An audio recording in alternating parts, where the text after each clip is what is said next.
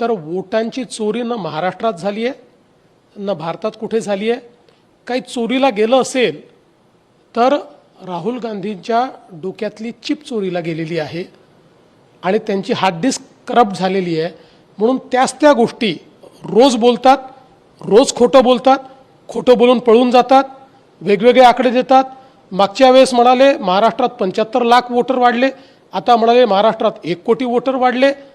दरवेळेस काहीतरी नवीन सांगून सनसनी निर्माण करण्याचा प्रयत्न करतात. मुळात त्यांना हे लक्षात आलेलं आहे की त्यांची जमीन संपलेली आहे आणि पुढच्याही निवडणुकीत त्यांना निवडून येता येणार नाही, बिहारमध्ये त्यांना निवडून येता येणार नाही. म्हणून हे कव्हर फायरिंग आहे की आधीच त्या ठिकाणी फायरिंग करून ठेवायचं, अशा प्रकारचा त्यांचा प्रयत्न चाललेला आहे. माझा एक त्यांना प्रश्न आहे राहुल गांधींना, तुम्ही वारंवार म्हणता ना वोटर लिस्टमध्ये प्रॉब्लेम आहे, मग आता जर निवडणूक आयोगाने बिहारच्या लिस्टचं कॉम्प्रिहेन्सिव्ह रिव्हिजन सुरू केलं तर त्याला तुमचा विरोध काय? गेले अनेक वर्ष आम्ही मागणी करतो कॉम्प्रिहेन्सिव्ह रिव्हिजन करा. मी तर 2012 साली पिटिशन केली आहे कॉम्प्रिहेन्सिव्ह रिव्हिजन करता. कॉम्प्रिहेन्सिव्ह रिव्हिजनला इकडे विरोध करायचा.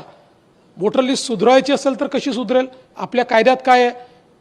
इलेक्शन कमिशननी कॉम्प्रिहेन्सिव्ह अशा प्रकारचं त्याचं पुनरावलोकन करणं हेच वोटर लिस्ट सुधारवण्याकरता महत्त्वाचं आहे. त्यालाही विरोध करायचा आणि वोटर लिस्ट खराब आहे असंही म्हणायचं.